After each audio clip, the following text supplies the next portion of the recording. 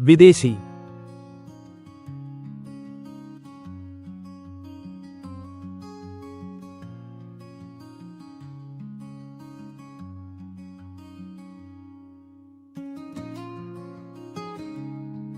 బాగుంది. స్వాగతం.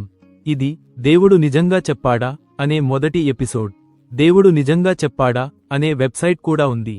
మీరు వెళ్ళి అక్కడ అన్ని బ్లాగ్లను పోస్ట్ చేస్తాము, కానీ అవి యూట్యూబ్లో కూడా పోస్ట్ చేయబడ్డాయి. మీరు యూట్యూబ్కి వెళ్ళి దేవుడు నిజంగా చెప్పాడా అని శోధిస్తే మీరు నా పేరు రాజర్ మానింగ్ని కూడా చేర్చవలసి రావచ్చు, ఎందుకంటే దేవుడు నిజంగా చెప్పాడా అనే పేరుతో ఇతర బ్లాగ్లు కూడా ఉన్నాయి. ఇది దేవుడు నిజంగా చెప్పాడా అనే మొదటి ఎపిసోడ్. మీ కాంతిని ప్రకాశింపజేయండి. మత్తయి 5. మేము ఈరోజు 14, 16 లేదా 15 మరియు 16లో ఉంటాము.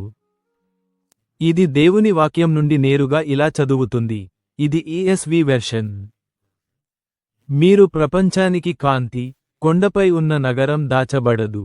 ప్రజలు దీపాన్ని వెలిగించి బుట్ట కింద ఉంచరు, కానీ స్టాండ్పై ఉంచుతారు. అది ఇంట్లో ఉన్న అందరికీ కాంతిని ఇస్తుంది. వాక్యం 16. అదేవిధంగా మీ కాంతి ఇతరుల ముందు ప్రకాశించనివ్వండి, తద్వారా వారు మీ మంచి పనులను చూసి పరలోకంలో ఉన్న మీ తండ్రికి మహిమను ఇస్తారు. ఆ 3 చిన్న వాక్యాలలో చాలా ఉంది, వాటిని విప్పి చూడాలి. మొదట, దేవుడు నిజంగా చెప్పాడు. మీ కాంతిని ప్రకాశింపజేయండి. ఇది నేను మీకు చదివిన దేవుని వాక్యం నుండి నేరుగా ఉంది. కాని దాన్ని విప్పి చూద్దాం. ఇక్కడ ఇంకేముంది చూద్దాం. ఆయన ఎందుకు చెప్పాడు, మన కాంతి ఎలా ప్రకాశించాలో మరియు అది ఎవరికి ప్రకాశించాలో కొన్ని విషయాలను తెలుసుకుందాం. దేవుడు చెప్పాడు, మీరు కాంతి, ఆయన కాంతి. మీ కాంతిని ప్రకాశింపజేయండి అని చెప్పడం ద్వారా ఆయన మన వ్యక్తిగత కాంతి గురించి మాట్లాడటం లేదు, మనలో నుండి వెలువడే కాంతి గురించి కాదు, కాని ఆయన నుండి ప్రతిఫలించే లేదా ఆయన మనకు ఇచ్చిన కాంతి గురించి. అరే, ఇది దేవుడు మత్తయిలో మనకు ఇక్కడ చెప్పడం. ఆయన మనలను తన ప్రేమ, కృప మరియు దయ యొక్క కాంతిగా చేశాడు. ప్రపంచం మొత్తం చూడటానికి ఒక ప్రదేశం, ఒక బీకన్, ఒక మార్గదర్శక కాంతి మీరు అనుకుంటే. ఇది దేవుడు తన పిల్లలందరికీ ఇచ్చిన చాలా ముఖ్యమైన మిషన్. మనమందరం ఈ ఆజ్ఞను వినాలి మరియు అది చెప్పినట్లుగా చేయాలి. ఈ ప్రపంచ సృష్టికర్త గురించి, ఆయన ప్రేమ, కృప మరియు దయ గురించి ప్రపంచానికి చెప్పడానికి, మరియు పాత సామెత ప్రకారం అవసరమైతే మాటలను కూడా ఉపయోగించండి. ఎందుకంటే మీ కాంతిని ప్రకాశింపజేయడానికి అనేక మార్గాలు ఉన్నాయి. అవి ఎల్లప్పుడూ సువార్తను బోధించడం లేదా సువార్తను బోధించడం ద్వారా ఉండవు, కానీ అవి జీవించడం ద్వారా కూడా ఉంటాయి. మరియు ముఖ్యంగా ఈ సందర్భంలో మనం దేవుని వాక్యాన్ని జీవించడం, దేవుడు మనలో ఉంచిన కాంతిని జీవించడం గురించి మాట్లాడాలి, తద్వారా ఇతరులు దాన్ని చూడగలరు. మరియు మనం పొగడటం లేదా సృజనాత్మక పదాలతో ఎవరో ఒకరిని లాభపడటానికి ప్రయత్నించడం అనిపించకూడదు. పదాలు, లోగోస్. కానీ దేవుడు మనకు ఇచ్చిన కాంతిగా ఉండటం ద్వారా మాత్రమే. దేవుడు చెప్పాడు కాంతి మనకు మరియు మన చుట్టూ ఉన్నవారికి అని. ఆయన మన ఇంట్లో ఉన్న అందరికీ కాంతిని ఇవ్వమని చెప్పాడు. బాగా, మనం ఈ కాంతిని దాచకూడదు మన స్వంత బుట్టలో అని ఆయన చెబుతున్నాడు. మీరు బుట్ట కింద కాంతిని దాచరు అని ఆయన చెబుతున్నాడు. కాబట్టి దేవుడు మనకు ఇచ్చిన ఈ కాంతిని దాచకూడదు, ఆయన కృప, దయ, శాంతి, ఆనందం మరియు ప్రేమ యొక్క కాంతిని ప్రకాశింపజేయడానికి. మన స్వంత ఆలోచనలు మరియు మనస్సులో, మన స్వంత స్వీయ ఆలోచిత బుట్టల్లో దాచకూడదు. ఎందుకంటే మన కాంతి మనకు మాత్రమే లాభదాయకం కాదు. ఈ భూమ్యనడకలో మన స్వంత అడుగులను మార్గనిర్దేశం చేయడానికి మనం దాన్ని ప్రకాశింపజేయాలి, తద్వారా ఇతరులు కూడా దాన్ని చూడగలరు. మరియు ఆయన మన స్వంత ఇంటితో ప్రారంభిస్తాడు. మనం దాన్ని మన తల్లిదండ్రులతో మరియు మన పిల్లలతో పంచుకోవాలి. మన మనవలు, మనకు దగ్గరగా ఉన్నవారు, మన స్వంత ఇంట్లో ఉన్నవారితో పంచుకోవాలి. ఇవే మనం వారి పేర్లను తెలుసుకున్న వ్యక్తులు. మనం వారితో ప్రత్యేక సంబంధం కలిగి ఉన్నాము, కాబట్టి మనం వారిని ప్రేమిస్తాము మరియు వారిని గురించి శ్రద్ధ వహిస్తాము. మరియు దురదృష్టవశాత్తు, పతనమైన మానవులుగా చాలాసార్లు మనం మన ఇంట్లో లేని వారిని ఎక్కువగా పట్టించుకోము. మరియు మనం వారిని మన సమస్య, మన చింత అని భావించము, కాని అది నిజం కాదు, మరియు మనం కాసేపట్లో దాన్ని చూస్తాము. మనకు ఉన్న ఈ కాంతి గురించి మనం పారదర్శకంగా ఉండాలి. అందువల్ల మన పిల్లలు, మన కుటుంబాలు, ప్రేమతో కూడిన, కరుణతో కూడిన దేవుని లాభం ఎలా పొందగలరు? మనకు అది తెలుసు, కానీ మనం దాన్ని ప్రకాశింపజేయము. వారు మనలో లేదా వారి చుట్టూ ఉన్న ఎవరిలోనూ దాన్ని చూడరు. కాబట్టి మనం దాన్ని ప్రకాశింపజేస్తున్నామా లేదా అని నిర్ధారించుకోవాలి, కానీ దాన్ని వారిపై ప్రకాశించనివ్వము. మనం దేవుడు సృష్టించవద్దని చెప్పిన సమస్యను సృష్టిస్తున్నాము. దేవుడు, మీ కాంతిని బుట్ట కింద దాచవద్దు. మనకు ప్రేమ మరియు కరోనా ఉన్న మన సన్నిహిత స్నేహితుల గురించి ఏమిటి? నేను చెప్పినట్లుగా, బాధ్యత భావన. మనకు వారితో ప్రత్యేక సంబంధం ఉంది. బాగా, ఈ సందర్భంలో వారు కూడా మన ఇంటి భాగం. మనకు తక్కువ ఆలోచన లేదా తక్కువ కరోనా ఉన్న అన్యుల వలె కాదు. అప్పుడు దేవుడు చెప్పాడు, మీ కాంతి మీ తక్షణ వర్గం, మీ కుటుంబం, మీ ఇల్లు మాత్రమే కాదు, ప్రపంచానికి కూడా ప్రకాశిస్తుంది. ఆయన మీ కాంతిని ఇతరుల ముందు ప్రకాశింపజేయమని చెబుతున్నాడు. ఈ ఇతరులు ఎవరు? ఆ సన్నిహిత సంబంధాల వెలుపల మనం కలిగి ఉన్న ఆ సన్నిహిత వర్గాలు, ఆ కుటుంబాలు, మన ఇల్లు, సాధారణ పరిచయస్తులు. మీరు వీధిలో కలిసే అన్యుల గురించి ఏమిటి? బహుశా ఒక రెస్టారెంట్లో, కిరాణా దుకాణంలో క్యాషియర్ లేదా అమ్మకందారు. మీరు ఈబేలో కలిసే వ్యక్తి ఎవరు? నేను దాన్ని ప్రస్తావిస్తున్నాను ఎందుకంటే 2 వారాల క్రితం నేను క్రెయిగలిస్ట్లో ఏదో కొనుగోలు చేస్తున్నాను. నిజానికి ఈబేలో కాదు, కానీ క్రెయిగలిస్ట్లో మార్షల్, టెక్సాస్ నుండి. ఇది నేను ఉన్న లాంగ్వ్యూలో నుండి రోడ్డుపై ఉంది. మరియు నేను ఈ వ్యక్తిని తెలియదు. అతని పేరు ఎప్పుడూ వినలేదు. అతని ముఖాన్ని ఎప్పుడూ చూడలేదు. నేను నా డబ్బును నా జేబులో పెట్టాను. నేను అతనిని మాస్వీలోని అతని ఇంట్లో కలవడానికి ఏర్పాట్లు చేసుకున్నాను. మరియు నేను అతనికి పబ్లిక్ అడ్రస్ సిస్టమ్ కోసం కొనుగోలు చేయాలనుకున్న స్పీకర్ను తీసుకోవడానికి అక్కడికి వెళ్లాను. మరియు నేను అతనితో మాట్లాడటానికి వెళ్లాను మరియు నేను ఎల్లప్పుడూ ప్రయత్నిస్తున్నట్లుగా ప్రార్థిస్తున్నాను మరియు ఆశిస్తున్నాను, మరియు మీరు కూడా చేస్తారని ఆశిస్తున్నాను. దేవుడు నిజంగా చెప్పాడా మీ కాంతిని ప్రకాశింపజేయండి అనే ఈ ఎపిసోడ్ను విన్న తర్వాత ప్రత్యేకంగా నా కాంతి ప్రకాశిస్తున్నదని నేను నిర్ధారించుకోవాలనుకున్నాను. నేను ఎల్లప్పుడూ దానిని నిర్ధారించుకోవాలనుకుంటాను. కాబట్టి జరిగింది ఏమిటంటే నేను అక్కడికి చేరుకున్నాను. అతనిని కలిశాను. చాలా మంచి మనిషి, సున్నితమైన ఆత్మ, ఇతరుల కోసం పనులు చేయడానికి మంచి హృదయం కలిగి ఉన్నాడు. మేము సంభాషణలలో ఆ విషయానికి తెలుసుకున్నాను. పరికరాలను పట్టుకోవడం మరియు వాటి అవసరం ఉన్నవారితో పంచుకోవడం గురించి మేము మాట్లాడుతున్నాము. అందువల్ల నేను వెళ్తున్నప్పుడు నేను అతనితో దేవుడు నిన్ను ఈ రోజు సమృద్ధిగా ఆశీర్వదిస్తాడని ప్రార్థిస్తున్నాను అని చెప్పాను. మరియు అతను ఏమీ చెప్పలేదు. మరియు కాబట్టి మేము కొంచెం ఎక్కువ మాట్లాడాము. మరియు నేను చెప్పాను, చూడండి, మీరు ఈ పట్టణంలో ఏదైనా చర్చికి వెళ్తారా? అతను చెప్పాడు, లేదు, నేను నిజంగా వెళ్ళను. నేను చెప్పాను, బాగా, చూడండి, నేను వెళ్తున్న చర్చి, లాంగ్ వ్యూ, టెక్సాస్లోని వుడ్లాండ్ హిల్స్ బాప్టిస్ట్ చర్చికి మీరు రావాలని మేము కోరుకుంటున్నాము. అతను చెప్పాడు, బాగా. అతను నాతో తెరిచాడు. అతను చెప్పాడు, నేను నిజంగా దేవుని నమ్మను మరియు నేను నిజంగా చర్చిలను నమ్మను. నిజానికి, నేను అతనిని ఇక్కడ ఉటంకించాలనుకుంటున్నాను. నేను దీన్ని సరిగ్గా పొందుతున్నానని నిర్ధారించుకోండి. అతను తన ప్రారంభ బాల్యంలో మంచి భాగం యూరప్లో విదేశాలలో పెరిగినట్లు చెప్పాడు. అతను చెప్పినట్లు నమ్ముతున్నాను. మరియు అప్పుడు అతను చెప్పాడు, మేము స్టేట్స్కు తిరిగి వచ్చినప్పుడు చర్చికి వెళ్లడం ప్రారంభించాము మరియు అతను చర్చిని ఇష్టపడలేదని చెప్పాడు ఎందుకంటే అతను చర్చిలో చాలా అబద్ధాలు మరియు మోసం ఉన్నాయని కనుగొన్నాడు. ఈ పిడుగు నన్ను ఆశ్చర్యపరిచింది. నేను చాలా నిరాశ చెందాను. ఈ చర్చిలలోని ప్రజల గురించి నేను ఆలోచించాను. మనం ఈరోజు అనేక చర్చిలలో చూస్తున్నట్లుగా, అక్కడ అబద్ధాలు మరియు మోసం ఉంది. ఎందుకంటే ఈ చర్చిలలోని ఈ ప్రజలు దేవుని కాంతిని ప్రకాశింపజేయడం లేదు. వారు ఒక కాంతిని ప్రకాశింపజేయవచ్చు, కాని అది దేవుని కాంతి కాదు. అది సైతాను యొక్క కాంతి కూడా కావచ్చు.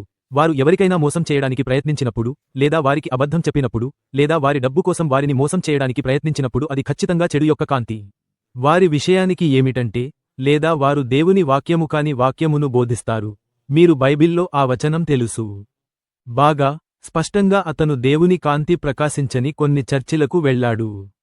మరియు కాబట్టి నేను అతనితో చెప్పాను, చూడండి, నేను దేవుడు నిజమని నిన్ను నమ్మించడానికి ప్రయత్నించను లేదా వాటిలో ఏదైనా, కానీ నేను దేవుడు నిన్ను ప్రేమిస్తున్నాడని నమ్ముతున్నాను అని నేను నిన్ను తెలుసుకోవాలని కోరుకుంటున్నాను. అతను నిజంగా చేస్తాడని నేను అనుకుంటున్నాను. నేను అతనిని మీలో పనిచేస్తున్నట్లు చూస్తున్నాను. మీరు తెలుసుకున్నా లేదా లేదో, మీరు నాకు చెప్పిన విషయాల కారణంగా మీరు మంచి వ్యక్తిగా కనిపిస్తున్నారు. మీరు సరైన పనులు చేయాలనుకుంటున్నారు, మరియు అది అంతా దేవుని నుండి. మరియు కాబట్టి నేను మిమ్మల్ని మా చర్చి వుడ్లాండ్ హిల్స్కు రావాలని ఆహ్వానించాలనుకుంటున్నాను. మీరు అక్కడ పూర్తిగా భిన్నమైనదాన్ని కనుగొంటారని నేను అనుకుంటున్నాను. మీరు పుల్పిట్ నుండి అబద్ధం చెప్పబడిన చర్చిలకు వెళ్తున్నట్లయితే మీకు అబద్ధం చెప్పబడినప్పుడు మరియు మోసం చేయబడినప్పుడు మరియు వారు మీ డబ్బు కోసం మీకు బోధిస్తున్నట్లు మీరు భావిస్తారు. అతను నాకు చెప్పిన విషయాలలో ఒకటి అని నేను అనుకుంటున్నాను. మా చర్చిలో ఇది భిన్నమైన జంతువు అని మీరు కనుగొంటారని నేను అనుకుంటున్నాను, మరియు అలా ఉన్న అనేక చర్చిలు ఉన్నాయి. వుడ్లాండ్ హిల్స్ మాత్రమే సరిగ్గా చేస్తుంది అని నేను చెప్పడం లేదు. అంతకుముందు చెప్పినట్లుగా సరిగ్గా చేసే అనేక చర్చిలు ఉన్నాయని నేను అనుకుంటున్నాను. కానీ మనం వాటిని వెతకకపోతే మనం ఆ దీపస్తంభంపై ప్రకాశించే కాంతిని వెతకకపోతే మనం తప్పు చర్చిలో ముగించవచ్చు. కాబట్టి కొండపై నుండి ప్రకాశించే ప్రకాశవంతమైన కాంతి గురించి కథ ఇక్కడ ఉంది. మీరు ఈ కథను తెలుసుకుంటారని నేను అనుకుంటున్నాను, కానీ మీరు తెలియకపోతే దానిని చదవడం మరింత మంచిది. లూకా ఉదయం 10:29 యేసును ఈ క్రింది ప్రశ్న అడిగారు. అతనిని అడిగారు, మరియు నా పొరుగు ఎవరు? మరియు ఇది ముఖ్యమైనది ఎందుకంటే ఈ వ్యక్తి మార్షల్లో నా పొరుగు. అతనిని ఎప్పుడూ కలవలేదు. నేను లాంగ్వ్యూలో నివసిస్తున్నాను, నా ఇంటి నుండి చాలా దూరంగా. ఈరోజు ఈ శాస్త్రవచనం యొక్క మొదటి భాగం చెప్పినట్లుగా నా కుటుంబం నుండి చాలా దూరంగా. మొదట అతని పేరు తెలియదు, కాని ఇది ఒక కొత్త పరిచయం, మరియు అతను స్పష్టంగా ఒక కాంతిని ఎప్పుడూ చూడలేదు. కాబట్టి ఎవరూ అతనిని తమ పొరుగువారిగా, ప్రేమతో కూడిన సృజనాత్మక దేవుని పిల్లలుగా చూడలేదు. కాబట్టి లూకా ఉదయం 10:29 మరియు నా పొరుగు ఎవరు? యేసును అడిగారు, మరియు యేసు సమాధానం ఇచ్చాడు. యెరూషలేము నుండి యెరికోకు వెళ్తున్న ఒక మనిషి దొంగల చేతిలో పడి అతన్ని సగం చనిపోయినట్లు వదిలివేశారు.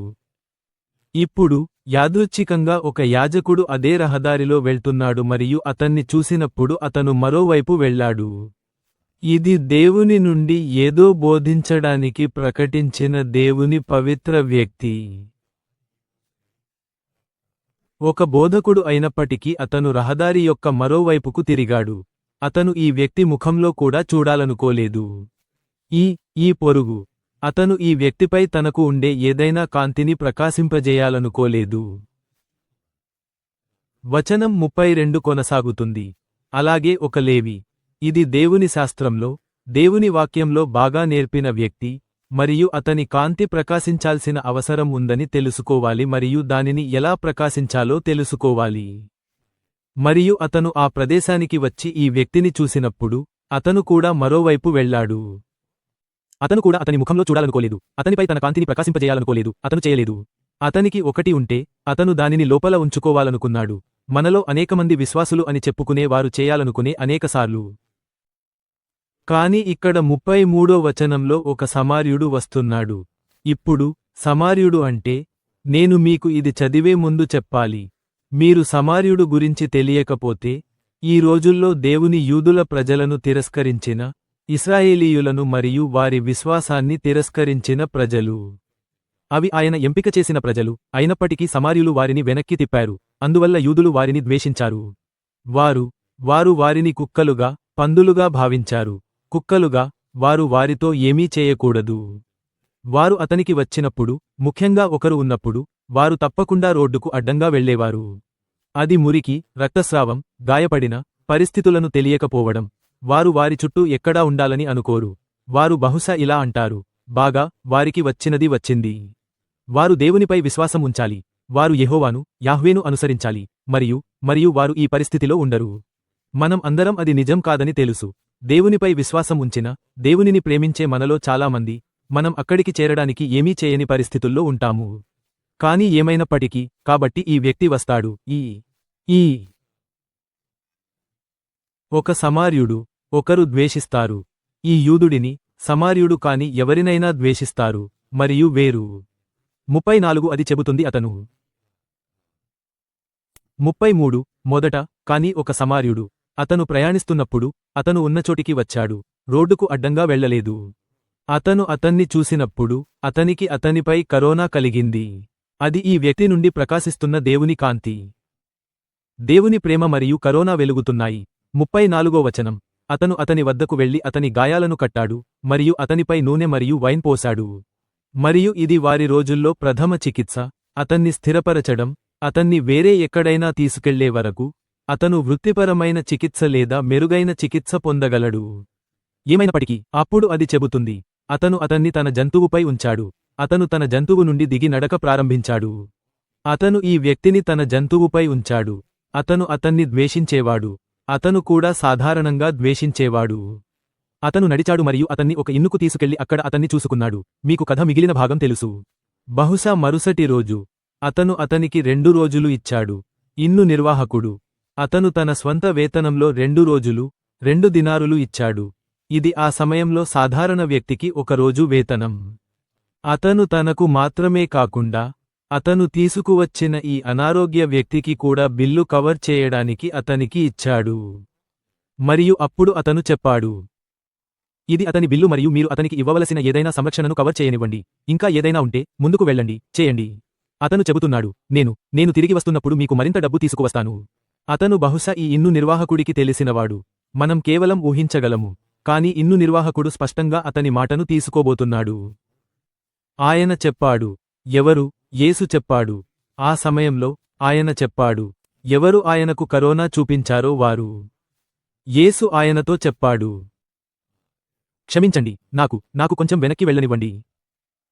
యేసు చెప్పాడు, ఈ ముగ్గురిలో ఎవరు దొంగల చేతిలో పడిన మనిషికి పొరుగువాడిగా నిరూపించారని మీరు అనుకుంటున్నారు? ప్రశ్న అడిగిన వ్యక్తి ఆయనకు కరోనా చూపినవారు అని చెప్పాడు. బాగా, యేసు ఆయనతో చెప్పాడు, మీరు వెళ్ళి అలాగే చేయండి. ఈ వ్యక్తి తన కాంతిని చూపించాడు. ప్రేమ, కరోనా మరియు శత్రువుపై కూడా కరుణతో వచ్చే దేవునిచే ఇచ్చిన కాంతి. మరియు మేము పర్వతంపై ప్రసంగంలో నేర్చుకున్నట్లు, ఇది పర్వతంపై ప్రసంగం నుండి, యేసు చెప్పాడు, మీరు వెళ్ళి అదే చేయండి. మీరు వెళ్ళి మీ కాంతిని మీ శత్రువులపై కూడా ప్రకాశింపజేయండి. దేవుడు చెప్పాడు, మీ కాంతి మీ మంచి పనులను ప్రకాశింపజేస్తుంది. ఈ సమార్యుడు మంచి పనులు చేశాడు, మరియు యేసు దానిని ఉదాహరణగా ఉపయోగించాడు. మరియు ఈ దొంగలచే గాయపడిన మరియు నొప్పి పొందిన వ్యక్తి ఈ కాంతిని చూసి, దానిని మెచ్చుకున్నాడు. మరియు అతను చివరకు నయం అయ్యాడని మరియు తన మార్గంలో ముందుకు సాగాడని మాత్రమే ఊహించవచ్చు. కాని అతను ఎల్లప్పుడూ సమార్యుడి గురించి కథ చెబుతూనే ఉండేవాడు. అతను నొప్పిలో ఉన్నప్పుడు వచ్చిన సమార్యుడు మరియు ఇతరులు అతన్ని పక్కన పెట్టి ఒంటరిగా వదిలి, అతనికి కరోనా చూపించలేదు. మరియు ఈ వ్యక్తి అతనికి కరోనా మరియు ప్రేమ చూపించాడు. తన జేబు నుండి అతని చికిత్సకు, అతని సంరక్షణకు చెల్లించాడు. మరియు అతనికి ఏమీ అడగలేదు. వాస్తవానికి, తన మార్గంలో ముందుకు సాగి, తిరిగి వచ్చినప్పుడు మరేదైనా చెల్లించడానికి వాగ్దానం చేశాడు. ఈ వ్యక్తి, ఇది దేవుడు మనకు ఇచ్చిన కాంతి. ఈ వ్యక్తి ఆ కాంతిని చూపించాడు. ఇది కాంతి కాదు. ఈ వ్యక్తిపై, సమార్యుడిపై, ఇది మీపై లేదా నాపై లేదా మన మంచి పనులపై కాంతి కాదు, కానీ పనులపైనే, దేవునికి సాక్ష్యంగా చేసిన పనులపైనే.